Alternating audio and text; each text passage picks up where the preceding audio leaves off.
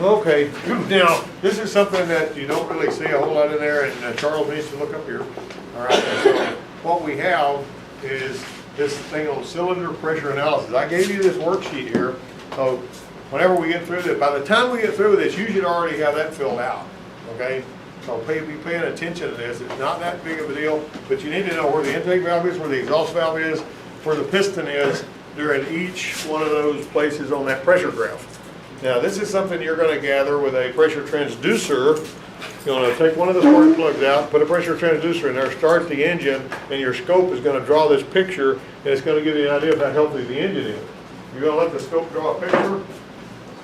This right here is basically a repeat of this, but the whole cycle starts here and goes all the way over to there. And that's what you're looking at right there. All right.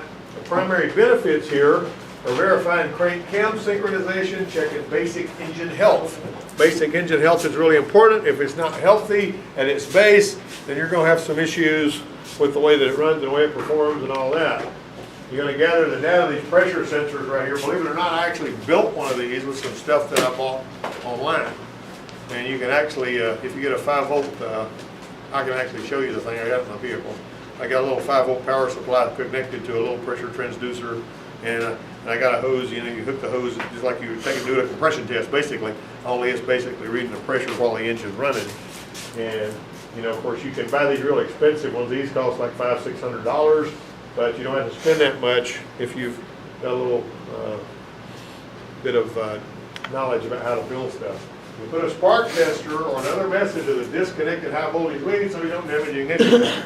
I will tell you, these cop coils, like on these Fords, don't typically suffer damage whenever they don't have anything to fire to. If you just pull a spark plug wire off and let the spark try to find somewhere to go on about any other engine ignition system, it's going to mess it up. So basically, it's a good idea. I always like to do something to short that spark to ground so that it's, even if you hooked a jumper wire or whatever straight to between the spark plug wire and ground so that it was going through the jumper wire, that's better than letting it just try to find somewhere to go, because it's going to kick back and destroy stuff and all that. So don't make a mess out of it, because you're going to have one of the plug wires unhooked and you're going to have the plug out of there, and you're going to have this thing in a cylinder while the engine's running, right? Connect the pressure sensor input signal cable to the scope. You're going to have to set the time, you know, the voltage and the time, so it's going to give you a workable pattern. The engine's got to be preheated to operate temperature and idling.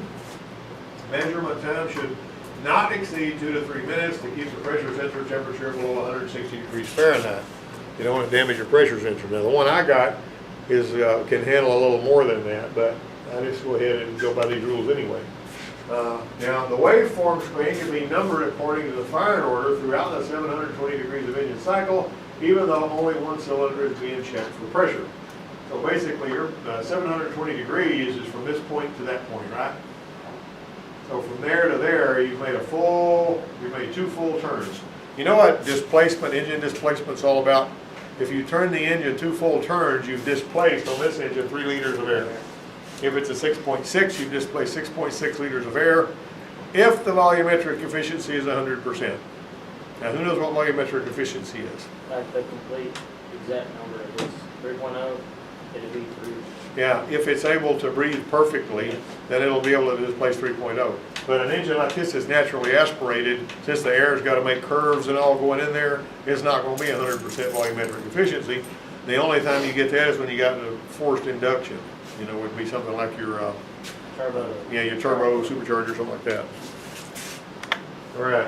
Now, this is what it looks like whenever you put the graph on it. A lot of these scopes are set up so you can actually put that there so that you can get an idea. So this is basically through the 180 degrees of crankshaft rotation. There's 360, there's 540, there's 720. You've already come back there where you started, see? So that's 2 full turns. Now, this is 1 full turn right here. You're getting right there, even though one cylinder is only being checked.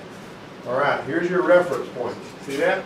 This is right here, whenever the piston's going up, your pressure's increasing, it hits the top at TDC, and your valves are closed, and then it's coming down on your power stroke. Right here, I kind of stretched this out. Your exhaust valve opens right here, and there's your exhaust stroke. It's coming up again, but that's not as high as this because the valve's open and it's able to push out that exhaust. It's going to raise the pressure slightly, but it's not going to raise it near as much as this unless there's a problem with that exhaust valve. And there's the end of your power stroke right there. Now, here's your TDC, right here. Your exhaust TDC, exhaust valve closes as intake valve is opening. That is your overlap. Why do we open the intake valve while the exhaust valve is still open? Anybody remember that? That's the overlap. That's at top dead center exhaust on that cylinder. Why are we doing that? Why do we want to open the intake valve before the exhaust valve is completely closed? You have somewhere to pull in, like. Actually, we want to purge the piston's all the way to the top. There's not a lot of space in there. We want to purge the rest of that old exhaust gas out. When you don't have that, you gotta, if an engine was designed without that, you'd have a rough idle. You know, because you'd have pockets of inert gas in there and all that. It'd be kind of like a perpetual EGR. As a matter of fact, in '95, the Ford Contour was the first one that, I hope I'm right about that, the first one that started advancing exhaust valve time and to close the exhaust valve before all the exhaust left. So rather than recirculating the exhaust gas for EGR purposes to cool the combustion chamber, they closed the exhaust valve early to leave some of that gas in there, which is pretty interesting.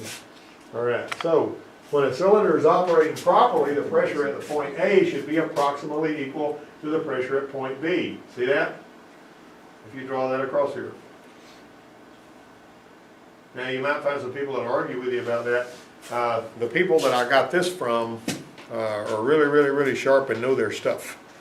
And you know, they're in another country and they basically wanted me to Americanize their presentation for them. And so that's what I did. But that's an important thing there. See A and B? See how that line is equal right there? Okay. Now then, if the cylinder has mechanical issues like burnt valve, broken segments, camshaft timing issues, etc., the pressure at point B will be noticeably higher. If this pressure is higher than this pressure, if that pressure is lower than that, then you got, what are you talking about? On B right here, it's like in between A and C, and you want to put over or close, down or up there, because it could be both. Well, one of the choices is top dead center, right? Or dead center, yeah. No. Well, right dead center if you feel like it's a DC. All right, so basically, if you see that right there, see how you're seeing a problem there when this was lower than that one? All right, so, and I see like a burnt valve, whatever. Okay, now then, a clogged exhaust can be determined by unusually high pressure during the exhaust stroke. You see how when the exhaust stroke's underway and that piston's coming up and that valve's supposed to be open, if the valve is not open, the pressure is going to be higher there? You got that? The exhaust valve begins to open there, but the pressure builds in a cylinder because there's nowhere it can go. And I've told that story about a zillion times about that guy that was working next to me over there, and he was checking an engine that wouldn't start, and it had everything it needed, you know, fuel, compression, it was in time and all that kind of stuff. And he says, I don't know what to do with this thing because it won't start. And I said, it was a little V6. I said, pull 3 of the spark plugs out. When he pulled 3 of the spark plugs out, it started up. And it sounded like a machine gun. But he said, what's that mean? I said, it means the exhaust is stopped up. And he said, well, how did you know that? I said, I don't remember when I know it. You know, you've been in this business 42 years, you forget where you learned something, but you just kind of store some of it away, right? All right. All right, for a quick rundown, there's 14 points that can be cross-referenced with either piston travel or valve operation. I want you to be able to look at this and tell what you're looking at. Whenever you see these scope patterns, if somebody shows you one, you need to know what you're doing here. Point 1, cylinder pressure reaches its maximum. Dead center. Right? At this point, the piston is closest to the cylinder head, which would be, now what's dead center mean? I understand top, but what's dead center? That means the rod is not either here or here, it's in the middle. Dead center is the middle, right? Okay, that's your 0 mark on your, if you're on number 1 cylinder. Let me ask you this. If I was on that motor out there that on a stand at 350, and I get it on 0, top dead center compression, let's say that I want to go to the next cylinder in the firing order. What's the easiest way for me to find that? Look on the intake, go to number 8. I ain't looking on that. All I want to do, I've got the valve covers on it. I want to make sure, you know, it's 1.8, that's the next one. But if I'm going to go to the top dead center compression on number 8, what's the quickest thing I can do to find that? 360 degrees. 360? Really? Seriously? 120? How many degrees between firing events on a V8? 60, 90. What's 8 into 720? 820 is 120. 90? 90? So that's 15 minutes on the clock. So if I turn the balancer, which, you know, turn the crankshaft with it, 90 degrees, the next, the way it runs, don't turn it backwards. But if I turn it 90 degrees, the next cylinder in the firing order is gonna be on top of that center compression, right? If the first one was. And then you turn it another 90 degrees, the next one in the firing order. If you're looking for those, that's how you find them, right? Being able to do that is really important whenever you're doing, you know, some of the stuff that we're trying to do. Point 2, 30 degrees after top dead center. After TDC 0, the piston changes direction, it starts going back down, and the distance between the piston and the cylinder head starts to increase. Now this is the power stroke right here. Power! All right, and that's driving that thing down. The nitrogen is expanding after the combustion event, and it's pushing that thing down. Point 3, 90 degrees past top dead center. When the piston passes point 3, it continues to accelerate downward until the crankshaft is past 90 degrees after top dead center. All right, now why do we have low pressure right here? Why is the pressure so low right there? Because the exhaust valve is open. The exhaust valve hasn't opened yet. It's still closed. Or everything's burned up. Well, basically the cylinder has gotten, is expanded all the way as far, I mean, gone all the way down, and all of the, you know, as low as the pressure is going to get right there. All right, just before the piston reaches bottom dead center, the exhaust valve opens, which can be seen right there, and that's pretty cool. You see that? Section 5, before top dead center, 180 degrees. Bottom dead center, I'm sorry. The exhaust gas enters the cylinder because the exhaust pressure is greater than the pressure in the cylinder at this point. And where's the exhaust gas coming from there in the cylinder? And in the cylinder? Where, I mean, it's a little bit of exhaust gas is coming in there, right there. Why did it do that? EGR. Where's it coming from? No, other cylinders. This ain't the only, this is the only cylinder you're looking at. There's other cylinders that are doing their work. You got it? And so that's where it's coming from, so your pressure's increasing there. Now, in the center of section 5, if it lies anywhere from 170 to 195 degrees after TDC, then the exhaust valve timing can be assumed to be correct. See, if you're looking at that, you can say, well, we got correct exhaust valve timing if we're seeing that at the right spot. Got it? All right, point 6. At this point, the pressure in the cylinder increases till it equalizes with the pressure in the exhaust manifold, which the exhaust manifold pressure is a little bit higher. Why are headers better than a conventional cast iron exhaust manifold? The cast iron manifold is just put there for efficient exhaust flow. The headers are gives less back pressure and it's more. How do the headers give less back pressure? Because they're open up and have equal lengths. And The diameter of it? they go down to a collector, right? Now let me ask you this: if I take a pipe, a hose, let's say, and I drop it in some water, and I take an air blower and I blow like this across that hose, what's going to happen? We're going to make low pressure right here at the end of that hose, and that water's going to come up and start misting out that, right? So if you've got all these pipes in a collector down here in the headers, they are actually, the exhaust that's coming out of the other cylinders is drawing the exhaust. Out of the other one. So you won't see this quite so much on one with headers as you will on one that's got a conventional cast iron exhaust, right? All right, and so once the piston has reached bottom dead center, it starts to move toward cylinder head once again, reducing the volume of the cylinder. But since the exhaust gas valve is now open, the gas charge escapes into the exhaust. So it's looking for where to go. It's going to push it out there, and it's going to affect the other cylinders the same way this one's being affected. And so now point 8, 330 to 360 degrees, approximately that. A plateau of section 7 as the intake valve opens. The moment of the opening valve is indicated right there. So you see this pressure start to drop. You know the intake valve is opening, and you're going to have low pressure there. Now this is right here is your overlap area right here. All right, when it reaches TDC 360, yeah. When you hold it for G right here, it's in that same spot, exact spot, but it's a little past where everyone's that where it's about. Both of those valves right there are open. Both the valves are open right there. Where it says 10 right here, Yeah. I think that's where G is. There ain't no line point anywhere. Yeah. So which one will put both of the valves open? Yeah, whatever. I mean, that's what I was just talking about. Overlap right in that spot right there. Alright. But I mean, at that point, the exhaust valve is closed by the time you get to 10. Well, where's G pointing? Huh? Where's G pointing? Well, G's point at overlap. Hmm. Okay, correct intake valve timing can be verified if the center of section 9 lies within the range of 370 to 390 after TDC 0. For VVTI engines, the center of the section 9 should be within the 380 to 400 range. Variable valve timing engines. What's a VVTI? Who's got that?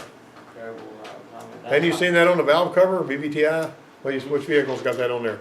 I mean, right up there on that cover above the valve cover. You ever seen VVTI on top of the engine when you're doing oil change? You have two. I haven't. Yeah, you have. When? You just didn't read the words. What car? Always read the words. What car? You're typically gonna be looking at a Toyota when you see that. I haven't changed the one. Oh, you have to. Make it up as you go. Alright.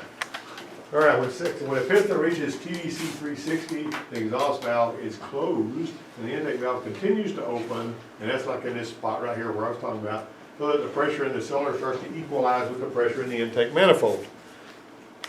Alright, at point 10, the pressure in the cylinder is equal with the pressure in the intake manifold as the intake valve continues to open. And the pressure in the intake manifold is what? Engine idling, what's it supposed to be? What? 15 pounds? How do you measure it? What's it measured in? I'm talking about the engine idling. Vacuum, I think. Yeah, inches of mercury, right? So what is a healthy engine supposed to have for inches of mercury idling? What, 10? 18 to 22 inches 18. of mercury. Now, if you can look at that vacuum gauge, if I see a vacuum gauge, for example, and the vacuum gauge, the needle is bouncing and it's skipping, what's that telling me? In all likelihood, I got a burnt valve. Burnt valve or something not closing all the way. Yeah, so, but anyway, that's a little vacuum gauge thing. All right. Section 11, second TDC 540. Even though the piston is moving down and the cylinder volume is increasing, the cylinder pressure drop is not reflected in the waveform because air coming in past the open intake valve. And why is the air coming in? Where your pressure starts. Atmospheric pressure is pushing it in because the piston's going down, kind of like you put the straw in your mouth and you make your mouth bigger and the atmospheric pressure pushes the liquid into your mouth, right? We talked about that last week. All right, point 12, the intake valve is closed. From this point on, the cylinder pressure starts a sudden increase. If the intake valve is completely closed from 560 to 600 degrees after the previous TDC, the correct intake valve timing can be verified.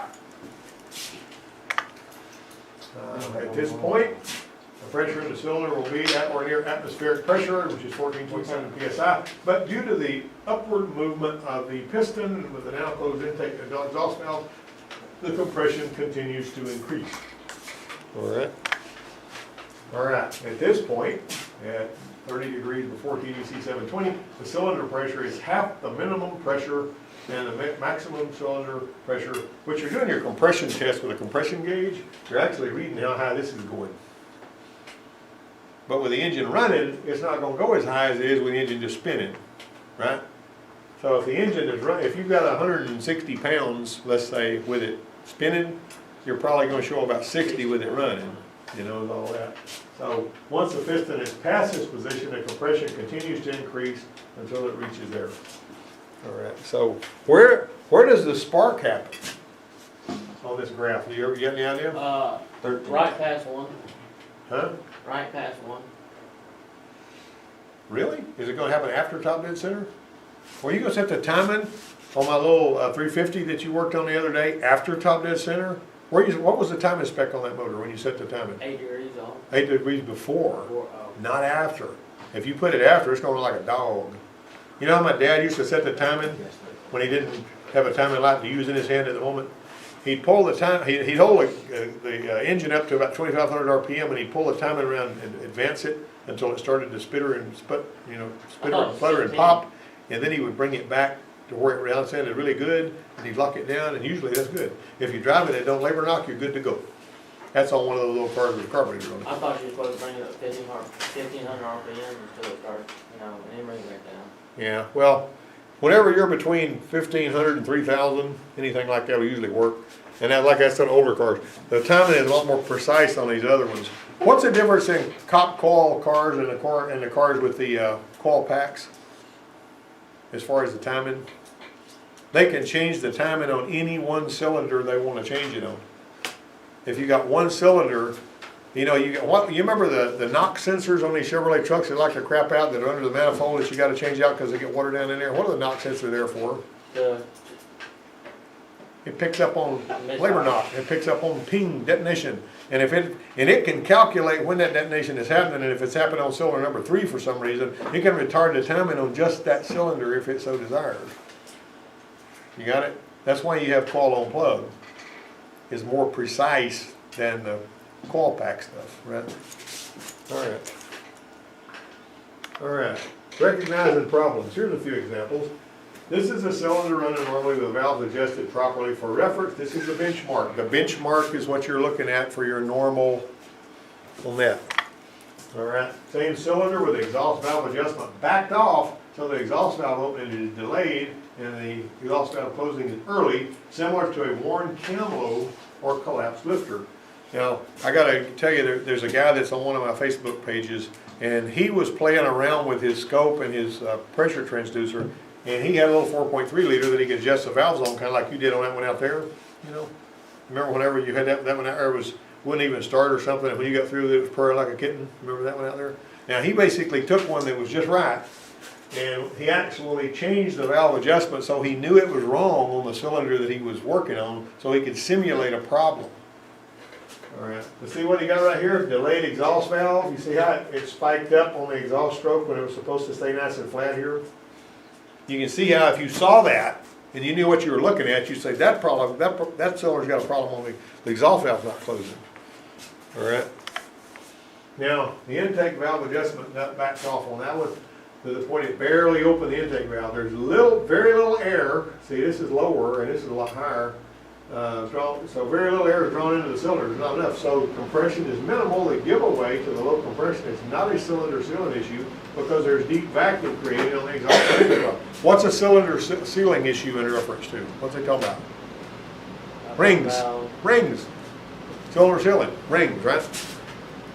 All right. Now, the exhaust valve is held open. Compression drops and the tower is lean. That's the difference in the exhaust and intake pocket. See how you're basically wanting this line to be the same. I mean, it needs to be really close to that same line. The lack of vacuum in the exhaust pocket is due to the exhaust valve occurring early, so he's opening it early. Instead of making it where it doesn't open much, he's got it where it's opening too soon. And you're seeing that. All right.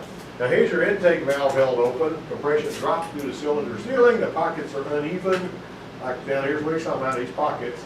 But at the same time, the exhaust is deeper than the intake, okay?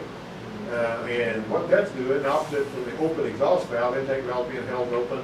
But whenever you get to where you're used to looking at this, you can tell a heck of a lot about what's going on or what's going wrong, right? All right, so what's happening in each letter? This is a sheet you got in your hand. What are numbers?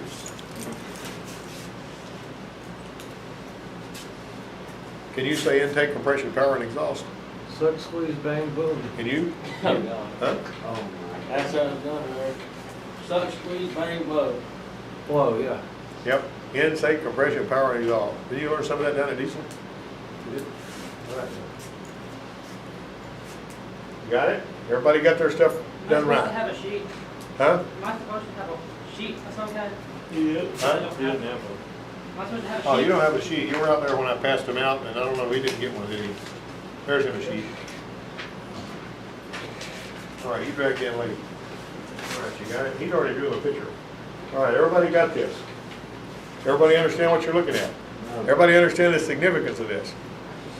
Now, when you're working on something, one of the things you got to be able to do, this is a way that you gather data. You know, we talked about the electrical part of it. You can also get ignition waveforms. You can look at your waveforms on your fuel injectors, and you can see how they're looking, like they're supposed to, like I did on the one that I showed you the other day. It had a real wide injector pulse and had screwy little engine coolant temperature stuff. And so keep this stuff in mind and try to hang on to that sheet. That's your sheet. You hang on to that for reference.